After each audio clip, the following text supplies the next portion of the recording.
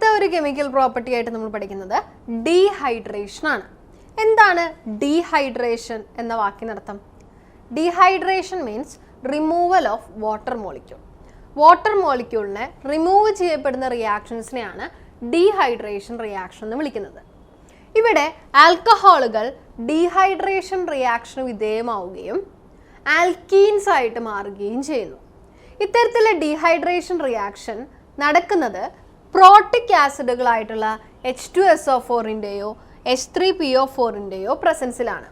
അതുമല്ലെങ്കിൽ കാറ്റലിസ്റ്റുകളായിട്ട് zinc chloride, aluminium oxide പോലെയുള്ളവ ഉപയോഗിക്കുന്നു. എന്താണ് ഈ പ്രോട്ടിക് ആസിഡുകൾ?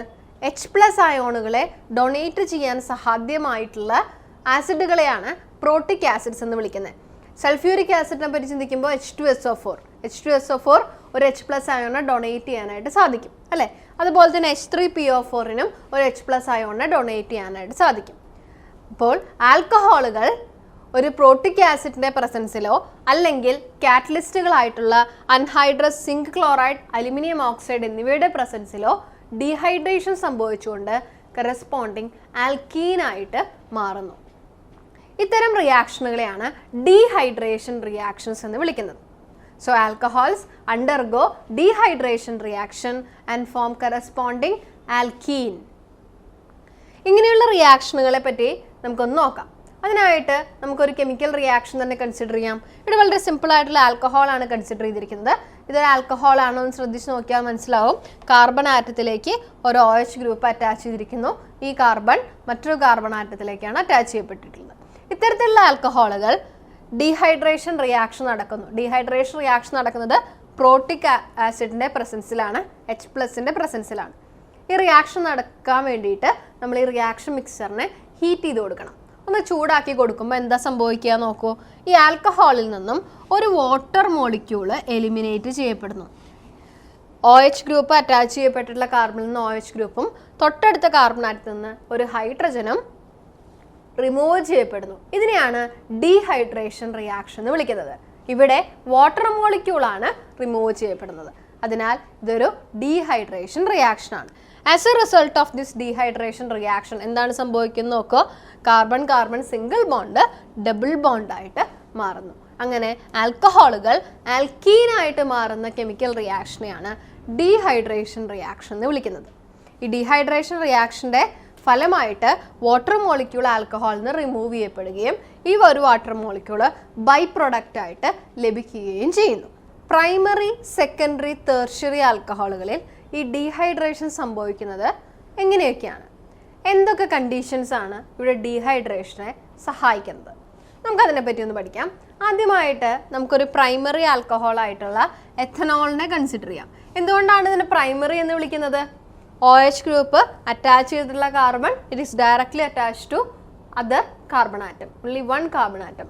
That is why it is known as primary alcohol. Primary alcohol ആയിട്ടുള്ള എഥനോൾ ആണ് നമ്മളിവിടെ കൺസിഡർ ചെയ്യുന്നത്. Ethanol undergo dehydration reaction in the presence of protic acid like H2SO4 and at a temperature of 443 Kelvin. ഇവിടെ ethanol എന്ന primary alcohol sulphuric ആസിഡിൻ്റെ പ്രസൻസിൽ ഏകദേശം 443 Kelvin ടെമ്പറേച്ചറിലാണ് dehydration സംഭവിക്കുന്നത്. ഇവിടെ ഡീഹൈഡ്രേഷൻ എങ്ങനെയാണ് സംഭവിക്കുക? OH ഗ്രൂപ്പും തൊട്ടടുത്ത കാർബൺ ആറ്റത്തിൽ നിന്ന് ഒരു ഹൈഡ്രജനും എലിമിനേറ്റ് ചെയ്യപ്പെടുന്നു. As a result of this it form an alkyne, that is CH2 double bond CH2 അല്ലെങ്കിൽ എഥിലീൻ അല്ലെങ്കിൽ ഒരു ആൽക്കീൻ ആയിട്ട് മാറുന്നു. അപ്പോൾ ഇവിടെ നമുക്ക് കാണാം എഥനോൾ എന്ന ആൽക്കഹോള് ഡയറക്ട്ലി ഒരു ആൽക്കീനായിട്ട് മാറുകയാണ് ചെയ്യുന്നത്. ഇവിടെ റിമൂവൽ ഓഫ് വാട്ടർ മോളിക്യൂൾ സംഭവിക്കുന്നു. ഇവിടുത്തെ കണ്ടീഷൻ വളരെയധികം പ്രധാനപ്പെട്ടതാണ്. This reaction takes place in the presence of H2SO4 and at a temperature of 443 Kelvin. എന്നാൽ സെക്കൻഡറി ആൽക്കഹോളുകളും തെർഷ്യറി ആൽക്കഹോളുകളും ഡീഹൈഡ്രേഷൻ സംഭവിക്കുന്നത് വ്യത്യസ്തമായ കണ്ടീഷനുകളിലാണ്. അതിനായിട്ട് നമുക്കൊരു സെക്കൻഡറി ആൽക്കഹോളിനെ കൺസിഡർ ചെയ്യാം. That is isopropyl alcohol. എന്താണ് ഇതിൻ്റെ സെക്കൻഡറി ആൽക്കഹോൾ എന്ന് പറയുന്നത്? OH ഗ്രൂപ്പ് അറ്റാച്ച് ചെയ്യപ്പെട്ടിട്ടുള്ള കാർബൺ മറ്റ് രണ്ട് കാർബൺ ആറ്റംസിനോട് ജോയിൻ ചെയ്തിരിക്കുന്നു അല്ലെങ്കിൽ അറ്റാച്ച് ചെയ്തിരിക്കുന്നു. ഇതിനെയാണ് സെക്കൻഡറി ആൽക്കഹോൾ എന്ന് വിളിക്കുന്നത്. It's an example for secondary alcohol. ഇങ്ങനെയുള്ള സെക്കൻഡറി ആൽക്കഹോളുകൾ ഡീഹൈഡ്രേഷൻ നടക്കുന്നത് ഏകദേശം 85% H3PO4 പ്രസൻസിലാണ്. ഫോസ്ഫോറിക് ആസിഡ് അല്ലെങ്കിൽ H3PO4 പ്രസൻസിലാണ് ഇവിടെ ഡീഹൈഡ്രേഷൻ സംഭവിക്കുന്നത്. 85% H3PO4 പ്രസൻസിലും ഏകദേശം 440 കെൽവിൻ ടെമ്പറേച്ചറിലുമാണ് സെക്കൻഡറി ആൽക്കഹോളുകൾ ഡീഹൈഡ്രേഷൻ സംഭവിക്കുക. അപ്പോൾ എങ്ങനെയാണ് ഇവിടെ ഡീഹൈഡ്രേഷൻ സംഭവിക്കുന്നത് നോക്കൂ. OH ഗ്രൂപ്പും തൊട്ടടുത്ത ഏതെങ്കിലും ഒരു കാർബൺ ആറ്റത്തിലെ ഒരു ഹൈഡ്രജൻ ആറ്റവും തമ്മിൽ എലിമിനേറ്റ് ചെയ്ത് ഒരു വാട്ടർ മോളിക്യൂളായിട്ട് റിമൂവ് ചെയ്യപ്പെടുന്നു. As a result of this we will get an alkene. ഏത് ആൽക്കീനാണ് ലഭിക്കുന്നത്? CH3CH ഡബിൾ ബോണ്ട് CH2 അഥവാ പ്രൊപ്പീൻ എന്ന ആൽക്കീൻ ഉണ്ടാവുന്നു. ടേർഷ്യറി ആൽക്കഹോളുകൾ, അതായത് OH ഗ്രൂപ്പ് അറ്റാച്ച് ചെയ്യപ്പെട്ടിട്ടുള്ള കാർബൺ മറ്റ് 3 കാർബൺ ആറ്റവുമായിട്ട് ബോണ്ട് ഫോം ചെയ്തിരിക്കുന്നതിനാൽ ഒരു ടേർഷ്യറി ആൽക്കഹോൾ എങ്ങനെയാണ് ഡീഹൈഡ്രേഷൻ റിയാക്ഷൻ സംഭവിക്കുക? Tertiary alcohol undergo dehydration in the presence of 20% H3PO4. 20% H3PO4 പ്രസൻസിലും അതോടൊപ്പം തന്നെ ടെമ്പറേച്ചർ 358 കെൽവിൻ ടെമ്പറേച്ചറിലും ഈ ആൽക്കഹോളുകൾക്ക് ഡീഹൈഡ്രേഷൻ സംഭവിച്ചുകൊണ്ട് കറസ്പോണ്ടിങ് ആൽക്കീൻ ഉണ്ടാകുന്നു. ഇവിടെ എങ്ങനെയാണ് ഡീഹൈഡ്രേഷൻ സംഭവിക്കുക എന്ന് നോക്കാം.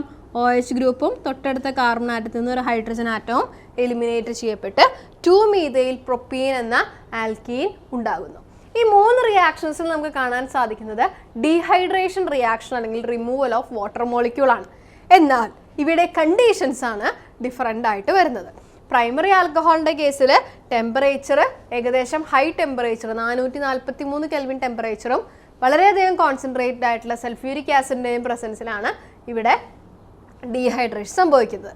എന്നാൽ തൊട്ടടുത്തല്ലോ സെക്കൻഡറി ആൽക്കഹോളിലാണെങ്കിൽ അത്രയും ടെമ്പറേച്ചർ വേണ്ട. ഏകദേശം 440 കെൽവിൻ ടെമ്പറേച്ചറിൽ ഒരു 85% H3PO4 പ്രസൻസിലും ഈ റിയാക്ഷൻ നടക്കുന്നു. എന്നാൽ ടേർഷ്യറി ആൽക്കഹോളിൻ്റെ കേസിലേക്ക് വരുമ്പോൾ വളരെ കുറഞ്ഞ ടെമ്പറേച്ചറിലാണ് റിയാക്ഷൻ നടക്കുന്നത്. അതായത് ഏകദേശം 358 കെൽവിൻ ടെമ്പറേച്ചറിൽ. മാത്രവുമല്ല 20% H3PO4 പ്രസൻസിൽ ഈ ഡീഹൈഡ്രേഷൻ റിയാക്ഷൻ നടക്കുന്നു. അപ്പം ഇങ്ങനെയാണ് ആൽക്കഹോളുകളുടെ കാര്യത്തിൽ ഡീഹൈഡ്രേഷൻ സംഭവിക്കുന്നത്. ഇവിടെ ഡീഹൈഡ്രേഷൻ റിയാക്ഷനും ഒരു ക്ലീവേജ് ഓഫ് CH ബോണ്ട് സംഭവിക്കുന്ന ഒരു റിയാക്ഷൻ ആയിട്ടാണ് കൺസിഡർ ചെയ്യുന്നത്. നമുക്കിവിടെ കാണാം ഓരോ റിയാക്ഷനിലും ഓക്സിജൻ ഗ്രൂപ്പ് അറ്റാച്ച് ചെയ്യപ്പെട്ടിട്ടുള്ള കാർബണിൽ നിന്നും ബ്രേക്ക് ചെയ്ത് റിമൂവ് ചെയ്യപ്പെടുകയാണ് ചെയ്യുന്നത്.